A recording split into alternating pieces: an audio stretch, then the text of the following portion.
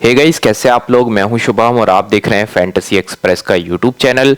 इस वीडियो में हम बात करने वाले हैं team Delhi Capitals versus team Lucknow super giants के बीच में होने वाले नेक्स्ट आईपीएल मुकाबले की। यह है चौथा आईपीएल का मुकाबला जो कि आज शाम को 7:30 बजे से खेला जाएगा विशाखापट्टनम में।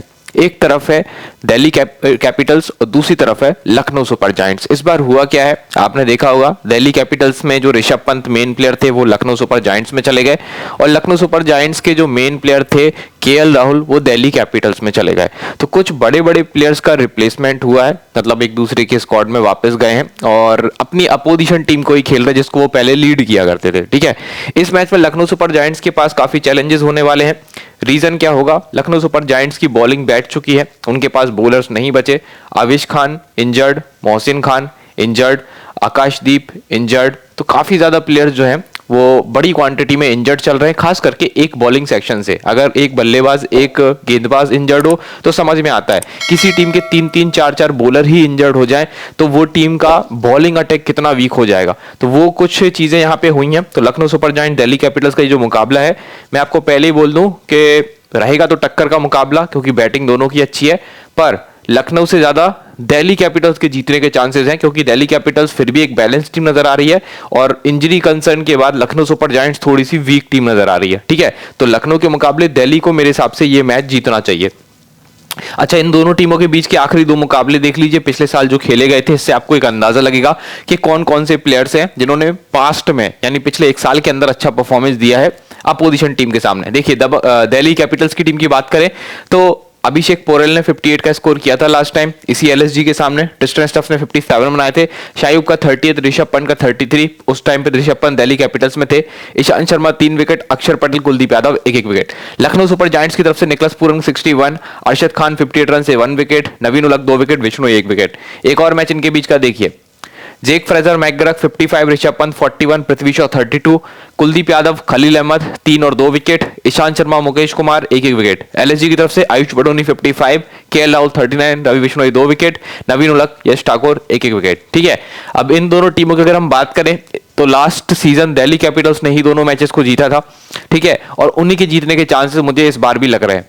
अगर आप हेड टू हेड देखें ओवरऑल तो 5 में से 2 मुकाबले दिल्ली कैपिटल्स और 3 मुकाबले लखनऊ सुपर जायंट्स ने जीते हैं। जब शुरुआत में Lucknow super giants IPL franchise आई थी उसी टाइम इन्होंने दिल्ली को काफी मैचेस हराए थे, बट पिछले साल नहीं हरा पाए और इस साल तो और लग रहा है कि लखनऊ सुपर जायंट्स के मुकाबले दिल्ली कैपिटल्स स्ट्रांग होने की वजह से दिल्ली कैपिटल्स इस मैच को भी जीत जाएगी। ये इनके बीच के आखिरी 5 मुकाबले हैं। मोस्ट रीसेंट इस साइड पे है, मतलब आखिरी खेले हुए, जिसमें आप देख रहे हैं लास्ट के 2 मैचेस दिल्ली कैपिटल्स ने जीते हैं और लास्ट के दोनों मैचेस लखनऊ सुपर जायंट्स हारी है। और ये 2 का आंकड़ा आज 3 भी हो सकता है, क्योंकि दिल्ली कैपिटल्स के ही जीतने के चांसेस मुझे ज्यादा समझ में आ रहे हैं, क्योंकि लखनऊ की बॉलिंग आप देख रहे हैं स्ट्रगल कर रही है। आगे चलते हैं और बात करते हैं आईपीएल 2025 के इन्वेस्टमेंट लीडर बोर्ड की। अगर आप आईपीएल के मैचेस खेलना पसंद करते हैं और कुछ एक्स्ट्रा कुछ बड़ा प्राइस जीतना चाहते हैं तो आपके लिए है फैनलाइन 11 एप्लीकेशन, क्योंकि फैनलाइन 11 एप्लीकेशन पे आ चुका है 3 लाख का आईपीएल लीडर बोर्ड और ये कैश प्राइज आपको मिलने वाला है। इसमें कोई कंडीशन नहीं है, हमेशा फैनलाइन 11 पे कोई कंडीशन रही ही नहीं है। ये आपको 100% टीडीएस जीएसटी फ्री ऐप करके देते हैं। इसके अलावा एंट्री फी भी इनकी कम है, गारंटीड कॉन्टेस्ट है, फ्री गिव अवेज है और अब आईपीएल का ये 3 लाख का लीडर बोर्ड जिसका फर्स्ट प्राइस जो है वो 1 लाख रुपीस का है। और ये जीतने के लिए बहुत आसान स्ट्रेटजी अपनानी है। हर मैच में फैनलाइन 11 पे दबा के इन्वेस्ट कीजिए। आप जितना ज्यादा इन्वेस्ट करेंगे उस हिसाब से आपकी मैच के बाद रैंकिंग बनेगी और ये हर मैच के बाद रैंक अपडेट होती है।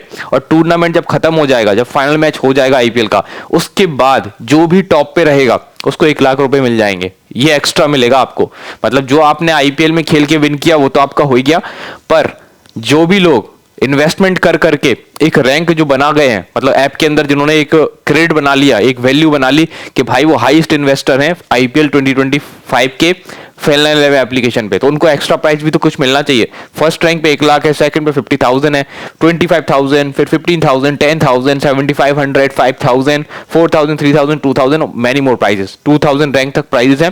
तो आज ही इस लीडर बोर्ड में पार्ट लेने के लिए फैनलाइन 11 ऐप को डाउनलोड कीजिए और कुछ नहीं करना है आईपीएल के मैचेस में, बस इन्वेस्ट करना है और हर मैच के बाद अपनी रैंक को चेक कर लेना। ठीक है, आप कहां पे पहुंचे।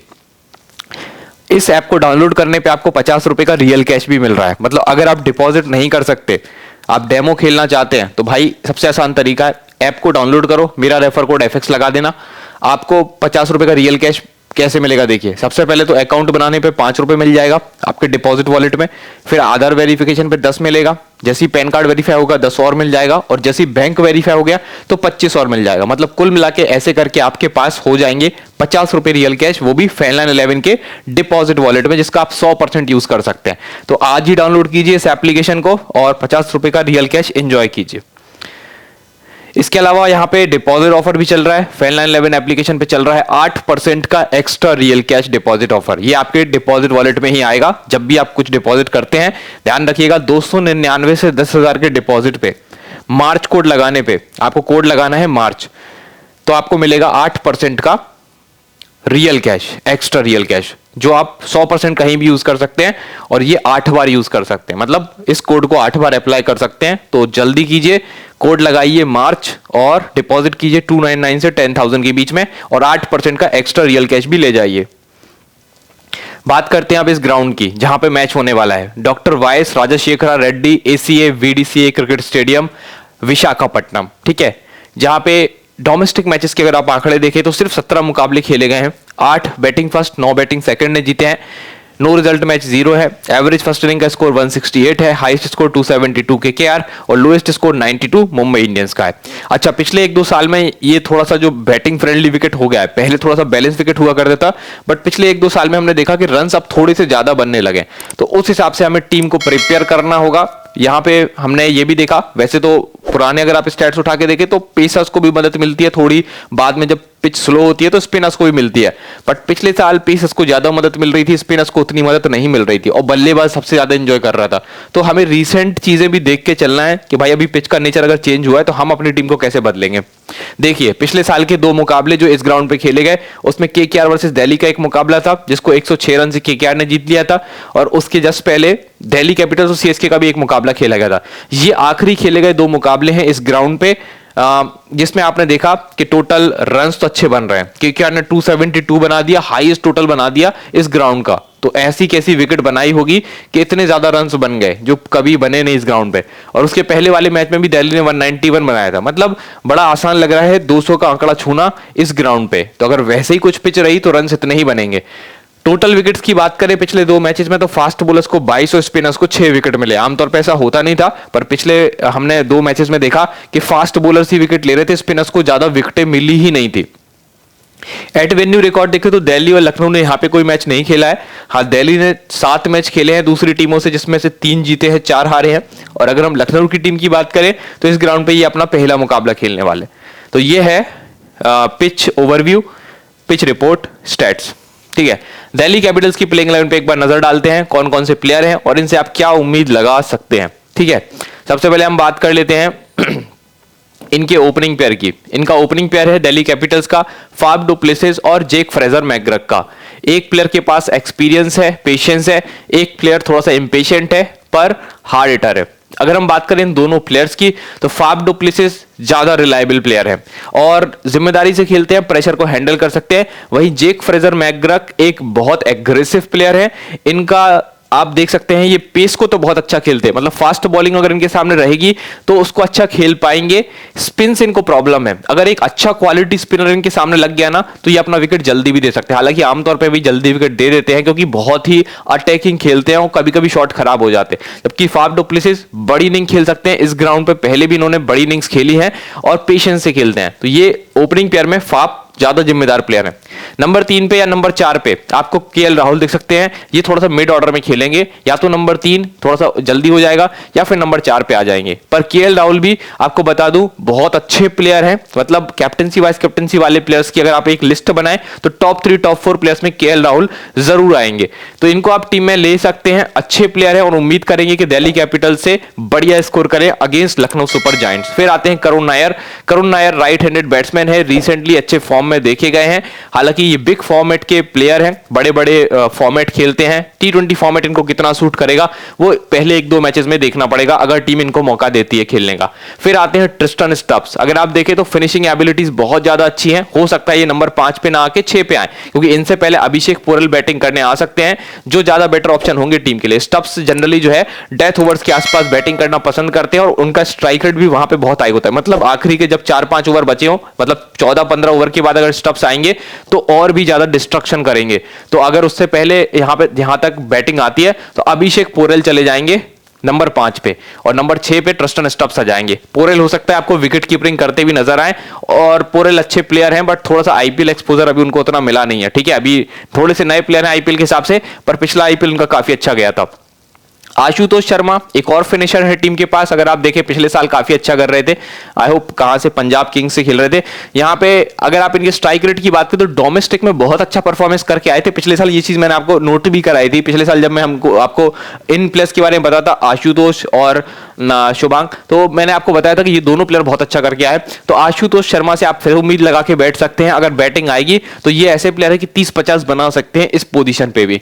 फिर आते हैं अक्षर पटेल। देखिए सामने वाली टीम में लेफ्ट हैंडर्स काफी ज्यादा हैं, और जब लेफ्ट हैंडर्स ज्यादा होते तो लेफ्ट आर्म ऑर्थोडॉक्स उनके सामने बहुत अच्छा परफॉर्मेंस नहीं दे पाता है। तो ध्यान रखिएगा कि अगर लेफ्ट हैंडर्स ज्यादा देर तक टिके रहेंगे तो अक्षर की ओवर कट सकते हैं। हालांकि अगर विकेट स्लो पड़ता है तो अक्षर बहुत इफेक्टिव हो जाएंगे बॉलिंग एंड से। फिर आते हैं मिशेल स्टार्क, जो कि इस टीम के मेन बॉलर होंगे, मेन पेस को लीड करने वाले बॉलर होंगे, जो पावर प्ले में भी गेंदबाजी करेंगे और जो डेथ्स में भी बॉलिंग करने आएंगे। स्टार्क के साथ आपको पावर प्लेस में या तो मुकेश कुमार दिखेंगे या तो टी नटराजन दिखेंगे। टी नटराजन जो है वो पावर प्लेस में बहुत ज्यादा इफेक्टिव नहीं होते, बट डेथ में काफी इफेक्टिव होते हैं। तो डेथ में तो मुझे लगता है कंफर्म ही टी नटराजन रहेंगे, और क्योंकि आपको पता है इंपैक्ट प्लेयर का रूल है, तो एक प्लेयर जैसे अगर टीम ने फर्स्ट बैटिंग करी तो सेकंड जब वो बॉलिंग करती है तो अपने एक बल्लेबाज को बिठा के एक बॉलर ले आती है, और अगर फर्स्ट बॉलिंग करती है कोई टीम तो फिर वो अपने एक बॉलर को बिठा के सेकंड इनिंग में एक बैट्समैन बढ़ा लेती है। इसलिए 12 प्लेयर आपको यहां पे नजर आ रहे हैं, तो वो थोड़ा बहुत उठाफटक टीम अपने हिसाब से करेगी। पावर प्ले और डेथ ओवर्स में आपको स्टार्क और पावर प्ले में आपको स्टार्क और मुकेश दिख सकते हैं, और डेथ्स में आपको नटराजन और स्टार्क दिख सकते हैं। मतलब स्टार्क देखिए शुरुआत में भी बॉलिंग करने आ गए और डेथ्स में भी आ गए, दोनों फायदे हैं इनके पास, है ना। मतलब उनको दोनों तरीके से बॉलिंग मिल गई, शुरुआत में भी और डेथ्स में भी। तो स्टार्क मेन बॉलर है जो आपको कवर करने हैं। नटराजन बढ़िया यॉर्कर्स डालते हैं, डेथ ओवर्स के तो स्पेशलिस्ट बॉलर हैं, तो इनको भी आपको नहीं छोड़ना है। और मिड ओवर्स में कुलदीप कमाल कर सकते हैं, अगर थोड़ी भी पिच स्लो पड़ेगी, और कुलदीप का आपको पता ही है परफॉर्मेंस क्या आता है, और सामने निकलस पूरन होंगे, उनके सामने टीम इनका इस्तेमाल करेगी, क्योंकि निकलस पूरन वैसे जनरली पेस और स्पिन को तो अच्छा खेलते हैं, बट कुलदीप जैसे बॉलर्स के सामने वो स्ट्रगल भी करते हैं। कुलदीप और अक्षर कुछ ऐसे बॉलर्स हैं जो उनको परेशान थोड़ा बहुत कर सकते हैं, अक्षर तो नहीं, कुलदीप जरूर परेशान कर सकते हैं। ठीक है, तो ये है लाइनअप इनका, देख लीजिए ध्यान से। दिल्ली कैपिटल्स, इनकी बॉलिंग भी सही है, बैटिंग भी ठीक है। अब हम इसके बाद जब बात करेंगे लखनऊ सुपर जायंट्स की टीम की, तब आपको पता लगेगा कि उनकी बॉलिंग कितनी वीक है। पर एक बार दिल्ली कैपिटल्स के प्लेयर्स के स्टैट्स भी देख लो, जो अभी मैंने आपको प्लेयर्स के बारे में बताया, इन प्लेयर्स के आप स्टैट्स देखो, ये लोग रिसेंटली कर क्या रहे हैं। ये प्लेइंग 11 जो अभी मैंने आपको समझाई पूरी, ये इनके आखिरी 4 मैचेस हैं T20s में क्या कर रहे हैं, अगेंस्ट लखनऊ सुपर जायंट्स पहले कैसा परफॉर्मेंस दिया है, और इस ग्राउंड पे अगर पहले खेले हैं तो कैसे स्कोर्स रहे हैं। ये चीज आपको हेल्प करेगी प्लेयर पिक करने में। फाफ डुप्लेसिस की बात करते हैं तो आखिरी 4 मैच में फाफ ने 19, 14, 87, 14 ये स्कोर्स बनाए हैं। 33.7 की बैटिंग एवरेज है, रिसेंट फॉर्म एवरेज है। अगेंस्ट LSG 19, 44, 79, 0 एवरेज 59.5 है, यानी फॉर्म अच्छी है लखनऊ सुपर जायंट्स के अगेंस्ट। ठीक है, एट वेन्यू 50 और 39 के स्कोर हैं, जो कि काफी अच्छे रन्स हैं, दोनों ही मैचेस में बनाए। 44.5 की एवरेज है। इस हिसाब से CVC का एक अच्छा ऑप्शन फाफ डुप्लेसिस से नजर आ रहा है, क्योंकि सामने बॉलिंग भी वीक है, तो टॉप ऑर्डर भी अच्छा परफॉर्म करके जाएगा इस टीम का, क्योंकि सामने LSG की बॉलिंग कमजोर है। फ्रेजर मैकग्रक पिछले ही मैच में 95 बनाए थे, उसके पहले 7, 19, 0। इनके साथ दिक्कत ही है तो बड़े प्लेयर बड़ा स्कोर कर जानते हैं, बट एकदम से भी अपना विकेट कभी कभी गवा देते हैं, तो रिस्की पिक होते हैं फ्रेजर मैकग्रक। एवरेज 21.4 की है, पर बैटिंग विकेट पे इनको छोड़ना और भी ज्यादा रिस्की हो सकता है।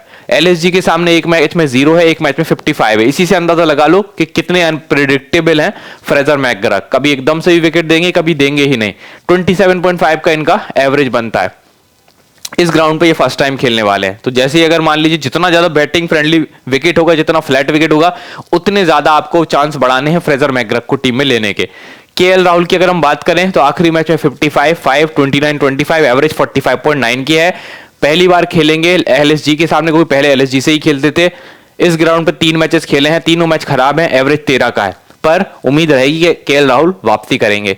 Karun Nair 26, 13, 3, 18, average 23.8। Opposition team के सामने फर्स्ट टाइम खेलेंगे। इस ग्राउंड पे 41, 8 और 1 का स्कोर बनाया है, एवरेज 16.7 है। ट्रिस्टन स्टब्स 15, 26, 43, 5, ये इनके आखिरी 4 मैच है, एवरेज 30 का इनका बनता है batting average. LSG 57 not out और 15 नॉट आउट, ये इनके आखिरी 2 स्कोर्स हैं एलएसजी के सामने। अभी तक इन्होंने विकेट नहीं गंवाया है, दोनों ही मैच में ये नॉट आउट रहे थे लखनऊ सुपर जायंट्स के अगेंस्ट, तो अच्छा परफॉर्मेंस है। इस ग्राउंड पे लास्ट टाइम 54 बनाया था, उसके पहले 0, एवरेज 27 हो जाता है। अभिषेक पोरेल विकेट कीपिंग के पॉइंट दे सकते हैं, 22, 8, 58, 2, ये इनके आखिरी 4 मैच हैं। 24.3 की इनकी बैटिंग एवरेज चल रही है। 58 इन्होंने लास्ट टाइम एलएसजी के सामने बनाया था, और इस ग्राउंड पे दोनों मैच खराब गए इनके, 0 और 9। इनके साथ दिक्कत प्रॉब्लम यही है कि ये पेस को तो ठीक खेल लेते हैं, पर स्पिन को उतना अच्छा हैंडल नहीं कर पाते, और अगर पिच स्लो पड़ जाती है तो अभिषेक पोरेल हो सकता है विकेट जल्दी गवा दे, क्योंकि स्पिन के बहुत अच्छे प्लेयर अभिषेक पोरेल नहीं माने जाते। हाँ, पेसर्स को बढ़िया खेलते हैं। आशुतोष शर्मा बढ़िया स्ट्राइक रेट से खेलने वाले प्लेयर हैं, पिछले साल आपने इनका परफॉर्मेंस देख ही लिया था, बट फिर लास्ट के कुछ मैचेस में परफॉर्मेंस डाउन भी गया था, और ये वो आखिरी 4-5 मैच है जिसमें इनका परफॉर्मेंस डाउन गया था, वही इनके आखिरी 4 रीसेंट मैच है। एवरेज इनका 22.6 का है, पहली बार इस टीम के सामने खेलेंगे, इस ग्राउंड पे फर्स्ट टाइम खेलेंगे, एक ट्रम्प कार्ड पिक आपके लिए साबित हो सकते हैं। अक्षर पटेल बैटिंग बॉलिंग दोनों से परफॉर्म कर सकते हैं, परफॉर्मेंस रिसेंटली बैटिंग में ओके है, बॉलिंग ठीक है। स्ट्राइक रेट इनका बॉलिंग में 24 चलता है, मतलब बहुत विकेट टेकिंग नेचर के प्लेयर नहीं है, अनटिल और अनलेस आपको स्लो पिचेस देखने को मिले। अगर स्लो पिचेस, ड्राई पिचेस होती हैं तो उन पे ये थ्राइव करते हैं, अच्छा परफॉर्म करते हैं। अगर हम बात करें एलएसजी के सामने परफॉर्मेंस की, तो बहुत खराब परफॉर्मेंस है अक्षर पटेल का। 45 की स्ट्राइक रेट है, यानी प्रति 45 बॉल, हर 45 बॉल में इनको 1 विकेट मिलता है एलएसजी का, जो कि काफी खराब रिकॉर्ड है। और इनका रीसेंट अगर आप परफॉर्मेंस देखें तो वो तो ठीक है, बस सिर्फ और सिर्फ एलएसजी के सामने स्ट्रगल करते नजर आए हैं। इस ग्राउंड पे भी स्ट्राइक रेट बहुत अच्छा नहीं है, 32 का स्ट्राइक रेट है, मतलब हर 32 बॉल में 1 विकेट अक्षर इस ग्राउंड पे लेते हैं, जबकि आपको पता है पूरे मैच में अगर 4 ओवर भी बंदा करे तो 24 उसको बॉल मिलती है, मतलब 2 मैच में शायद 1 विकेट, ऐसा परफॉर्मेंस है। मिशेल स्टार्क आखिरी 3-4 मैच इनके काफी अच्छे गए हैं, स्ट्राइक रेट सबसे अच्छा माना जाता है टी20 में इनका 14.6 का, मतलब हर 14 से 15 बॉल में स्टार्क 1 विकेट ले जाते हैं, ऐसा इनका रिकॉर्ड है। और एलएसजी के सामने 1 विकेट 3 विकेट, ये आखिरी 2 मैचेस हैं इनके। स्ट्राइक रेट 9 का चलता है, मतलब हर 9 बॉल में एलएसजी का इन्होंने 1 बार विकेट निकाला हुआ है। Mitchell Starc at venue record, last time इस ग्राउंड पे 2 विकेट थे, स्ट्राइक रेट 9 के आसपास का था, तो बहुत बढ़िया परफॉर्मेंस स्टार्क की तरफ से देखने को मिल रहा है, मतलब पूरी लाइनअप में एज अ बॉलर सबसे बढ़िया यही कर रहा है। कुलदीप के आखिरी 4 मैच कैसे हैं? एवरेज है, स्ट्राइक रेट 20.3 का है, मतलब हर 20-21 बॉल में इनको 1 विकेट मिल जाता है जनरली। एलएसजी के सामने ज्यादा अच्छा परफॉर्मेंस है, 16 बॉल में 1 विकेट है इनका, हर 16 बॉल में 1 विकेट है, और इस ग्राउंड पे फर्स्ट टाइम खेलेंगे। मुकेश कुमार 18 की स्ट्राइक रेट से बॉलिंग करी है, रिसेंट फॉर्म काफी अच्छा देखा गया है, पावर प्लेज में ठीक ठाक करते हैं, डेथ में बहुत अच्छा नहीं कर पाते, टीम इनको ज्यादा डेथ देती भी नहीं है। परफॉर्मेंस एलएसजी के सामने बहुत अच्छा नहीं है, स्ट्राइक रेट 36 चला गया है, और इस ग्राउंड पे हालांकि last time 3 wicket Mukesh Kumar ने ही निकाले थे 6 के स्ट्राइक रेट से, मतलब हर 6 बॉल में 1 विकेट इस ग्राउंड पे लेके जा रहे थे, और लगभग इन्होंने उस मैच में 18 बॉल है, यानी लगभग 3 ओवर के आसपास कराए थे। टी नटराजन डेथ बॉलर आखिरी 2 मैच में विकेटलेस हैं, बट उसके पहले 3 और 4 विकेट है। स्ट्राइक रेट 18.4 की होती है इनकी जनरली, मतलब हर 18-19 बॉल में विकेट ले ही जाते हैं। हालांकि इनका रिकॉर्ड एलएसजी के सामने बहुत खराब है, स्ट्राइक रेट 45 पहुंच गया है। एलएसजी के सामने इनको पिछले 4 मैच में एक ही बार 2 विकेट मिले, उसके बाद विकेट ही नहीं मिले। इस ग्राउंड पे ये फर्स्ट टाइम खेलेंगे, थोड़ा सा इशू होता है इनको, आपको पता होगा नी इंजरी के चलते थोड़ा सा इनका परफॉर्मेंस कभी कभी बिगड़ जाता है, तो नी इंजरी अगर आ जाती है, क्योंकि प्लेयर की वही है रिकरिंग इंजरी है, बार बार ट्रिगर करती ही है, तो नटराजन वहां दिक्कत हो सकती है उनको, तो फुल पोटेंशियल से बॉलिंग नहीं कर पाते। अभी तो फिट हैं, पर जब थोड़े बहुत अनफिट होते हैं तो फिर विकेट नहीं मिलता। ये शायद वही मैचेस होंगे जिनमें ये अनफिट रहे होंगे, वरना ये बहुत अच्छे बॉलर हैं। तो ये हमने बात कर ली, इस टीम के स्टैट्स वगैरह सब देख लिए। अब थोड़ा सा हम देख लेते हैं प्लेयर बैटल्स, जिसमें हम देखेंगे फाफ डु प्लेसिस जो है वो मिश मार्श के सामने क्या स्ट्रगल करते हैं। मिश मार्श की 7 बॉलों पे 8 रन है फाफ डु प्लेसिस की, और 2 बार अपना विकेट इन्होंने मिश मार्श के सामने गंवाया है। तो मिश मार्श की बॉलिंग के सामने फाफ डु प्लेसिस थोड़े से बैक हो जाते हैं। केएल राहुल का देखिए 2 बार शार्दुल ठाकुर ने विकेट निकाला है 40 गेंदों में, हालांकि उनकी 40 बॉलों पे 75 रन भी बना दिए केएल राहुल ने। और शहबाज अहमद की 42 बॉल्स पे राहुल के 41 रन है, और 1 बार विकेट जो है राहुल ने गंवाया है शहबाज अहमद के सामने। आशुतोष शर्मा का बिश्नोई ने 1 बॉल कराई और उसी पे विकेट ले लिया, 0 रन। अक्षर पटेल का देखिए शार्दुल ठाकुर की 13 बॉलों पे 14 रन है, और 1 बार शार्दुल ने इनकी विकेट ले रखी है। तो ये हो गए हमारे प्लेयर बैटल, और अब हम बात करेंगे कुछ ऑफर्स की। FanLine11 एप्लीकेशन पे सबसे कम एंट्री फी है, 100% TDS GST फ्री एप्लीकेशन है ये, तो अभी डाउनलोड अपने मोबाइल में कर लीजिएगा, क्योंकि 3 लाख का इन्वेस्टमेंट लीडर बोर्ड भी है आईपीएल का 3 लाख का इन्वेस्टमेंट लीडर बोर्ड है जो आपको ज्वाइन करना है। कैसे ज्वाइन करेंगे? आईपीएल का हर एक मैच खेलिए, जितना इन्वेस्ट करेंगे हर मैच के बाद आपकी रैंक अपडेट होगी आपके इन्वेस्टमेंट के हिसाब से। आपको पता भी लगेगा कि नंबर 1 पे जो बंदा है उसने कितना इन्वेस्ट किया होगा, तो अगले मैच में आप उतना इन्वेस्ट करके उससे ऊपर भी जा सकते हैं। बहुत आसान तरीका है, यहाँ पे एंट्री फी बहुत ज्यादा कम होती है। सबसे बड़ी बात कॉम्पिटिशन नहीं है, तो इस लीडर बोर्ड में ना बहुत बड़े प्राइजेस हैं जिनको आप जीत सकते हैं, क्योंकि यूजर बेस यहाँ पे थोड़ा सा कम है, नई एप्लीकेशन है, पर ऑफर्स की कोई कमी नहीं है। तो यहाँ पे डाउनलोड कीजिए और खेलना शुरू करिए आईपीएल को। बात करते हैं लखनऊ सुपर जायंट्स की प्लेइंग 11 की। तो लखनऊ सुपर जायंट्स की प्लेइंग 11 में ओपनिंग पेयर जो आपको देखने को मिलेगा, देखिए इनके साथ एक दिक्कत ये हो गई है कि इनका बॉलिंग लाइनअप जो है वो पूरा उखड़ चुका है। इनके मेन बॉलर्स जो थे, स्ट्राइक बॉलर्स थे, वो अवेलेबल नहीं है। तो थोड़ा फॉरेन प्लेयर्स का भी इशू हो रहा है कि अगर ये मान लीजिए एडन मरक्रम और मिशेल मार्श से ओपन करवा दें तो यहाँ पे इनके 2 फॉरेन प्लेयर्स हो गए, ठीक है। तीसरा foreign player Nicholas Pooran confirm खेलेगा ही खेलेगा। डेविड मिलर को अगर ये खिलाते हैं तो फिर ये शमार जोसेफ को कैसे खिलाएंगे, क्योंकि 4 ही फॉरेन प्लेयर्स खिला सकते हैं। हालांकि आईपीएल में कई बार देखा है कि 5 भी खिला लेते हैं, पर 4 फॉरेन प्लेयर्स से ज्यादा की अलाउंस होती नहीं है।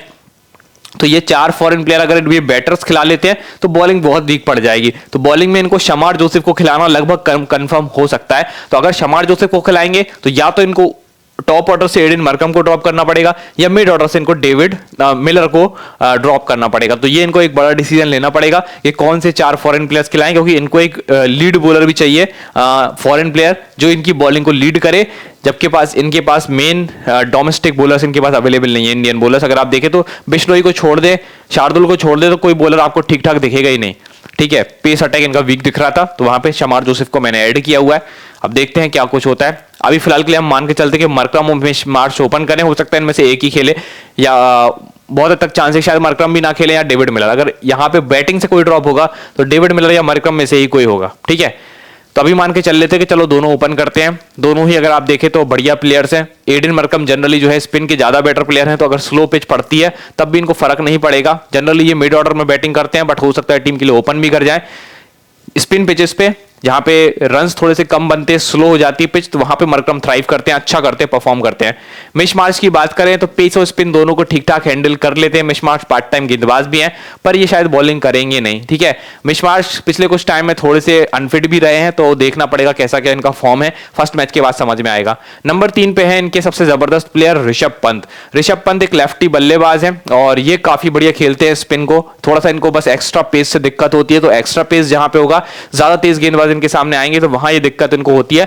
वरना स्पिन को बढ़िया खेलते हैं और स्लो बॉलर्स को बढ़िया खेल लेते हैं और बड़ा इसको बनाने की क्षमता रखते हैं। विकेट कीपिंग स्किल्स भी काफी अच्छे हैं। फिर आते हैं निकलस पूरन। अगेन एक और अच्छे प्लेयर जो स्पिन और पेस दोनों को हैंडल कर लेते हैं, फास्ट बॉलर्स स्पिनर्स दोनों को। थोड़ा सा आगे बढ़ के खेलते हैं, लेग मूवमेंट काफी अच्छा है निकलस पूरन का, फुटवर्क काफी अच्छा है, जिसके चलते स्पिनर्स को बहुत आराम से खेल लेते हैं। इनके सामने जो दिक्कत होगी वो थोड़ी सी कुलदीप यादव की होगी। कुलदीप यादव एक रिस्ट स्पिनर है और रिस्ट स्पिनर्स के सामने निकलस पूरन बहुत अच्छा परफॉर्म आमतौर पर नहीं कर पाते, फंस जाते हैं, ठीक है, ध्यान रखिएगा। फिर आते हैं टीम के पास आयुष बदूनी। आयुष बदूनी ने लास्ट 2 मैचेस जो खेले हैं दिल्ली के सामने, उसमें एक मैच में 50 के आसपास की स्कोरिंग भी करी थी। बढ़िया टैलेंटेड यंग प्लेयर है, पर कंसिस्टेंट नहीं है। डेविड मिलर ये भी बढ़िया प्लेयर है आपके लिए, फॉरेन प्लेयर जो मिड ऑर्डर में काफी अच्छा परफॉर्मेंस दे सकते हैं। अगर शुरुआत में जल्दी विकेट गिर जाते हैं तो मिलर के पास एक अच्छी अपॉर्चुनिटी बन सकती है परफॉर्मेंस देने की। फिर आते हैं अबुल समाद, बैटिंग बॉलिंग दोनों कर सकते हैं। शहबाज अहमद बैटिंग बॉलिंग दोनों कर सकते हैं। शार्दुल ठाकुर बैटिंग बॉलिंग दोनों कर सकते हैं। अब यहाँ पे शार्दुल ठाकुर की दिक्कत क्या है कि ये बहुत एक्सपेंसिव साबित होते हैं, मतलब रन्स बहुत लीक करते हैं, रन्स बहुत खाएंगे अगर बॉलिंग करेंगे, और मोस्टली ये डेथ के आसपास इनको बचा के रखा जाता है। तो देखिए पावर प्ले और डेथ में अगर आप देखें तो शमार जोसेफ रहेंगे, पावर प्ले में भी इनको रहेंगे ये, क्योंकि इनको लीड करना है, और डेथ में भी रहेंगे बॉलिंग को, ठीक है। और ऐसे ही आपको शार्दुल मोस्टली डेथ में देखने को मिलेंगे। हो सकता है पावर प्ले में एक आधा ओवर मिल जाए, पर चांसेस कम है। डेथ में मोस्टली उनका इस्तेमाल किया जाता है। पावर प्लेज में हो सकता है आपको आकाश सिंह देखने को मिल जाए। तो ऐसा है, समझ आइएगा। इसके बाद हम आगे चलते हैं और बात करते हैं इनके स्टैट्स की।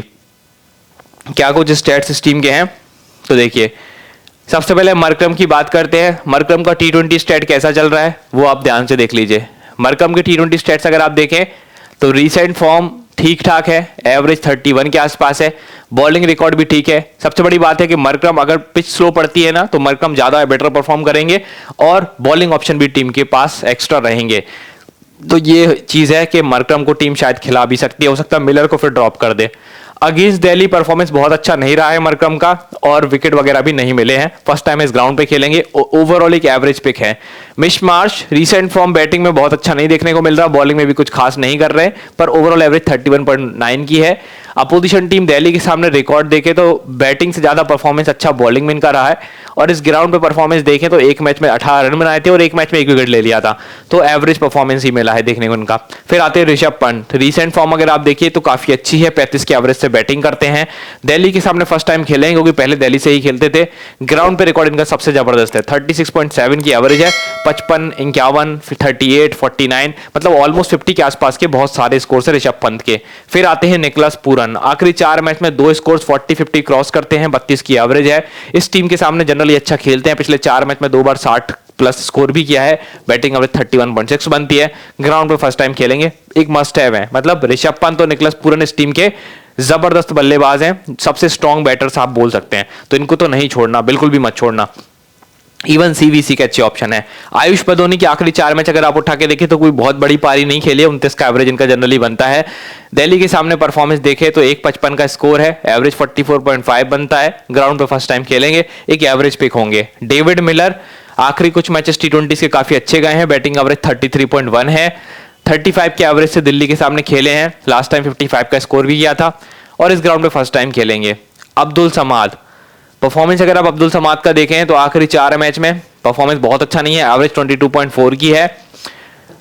दिल्ली के सामने परफॉर्मेंस ठीक है, जनरली 25 से 30 के आसपास स्कोर किया है मोस्ट ऑफ द मैच में, 28 की इनकी एवरेज बनती है। फर्स्ट टाइम इस ग्राउंड पे खेलेंगे। शहबाज अहमद बल्लेबाजी कर सकते हैं, बॉलिंग में आप इनसे 3 ओवर के आसपास बॉलिंग भी देख सकते हैं। स्ट्राइक रेट इनका 25 का होता है, मतलब बहुत विकेट टेकिंग नेचर के प्लेयर नहीं होते। 25 गेंदों में 1 विकेट, यानी कि इन जनरल अगर 4 ओवर पूरे करे तब जाके एक आधा विकेट मिल सकता है। इनके स्कोर्स बहुत अच्छे रहे दिल्ली के सामने, जनरली अगर आप देखें तो पिछले ही मैच में 59 नॉट आउट थे, उसके पहले 20 not out, 32 not out, 1 not out, ठीक है। बॉलिंग में बहुत अच्छा परफॉर्मेंस नहीं देखने को मिला है। फिर आते हैं शार्दुल ठाकुर, आखिरी कुछ मैचेस अगर आप शार्दुल ठाकुर के देखें तो परफॉर्मेंस ठीक है, 19 का स्ट्राइक रेट है, बट रन्स बहुत लीक करते हैं, हर 19-20 बॉल में इनको 1 विकेट मिल जाता है। अगर आप बात करें अपोजिशन टीम के सामने परफॉर्मेंस की तो वो भी काफी अच्छा है, पर स्ट्राइक रेट कम है, मतलब स्ट्राइक रेट अच्छा नहीं है, 23 के आसपास है, मतलब 23-24 बॉल में 1 विकेट मिलती है। जनरली अगर पूरे 4 ओवर करेंगे तब जाके शायद शार्दुल एक आधा विकेट ले पाए। विकेट टेकिंग नेचर के प्लेयर तो हैं, बट रन्स बहुत खाते हैं।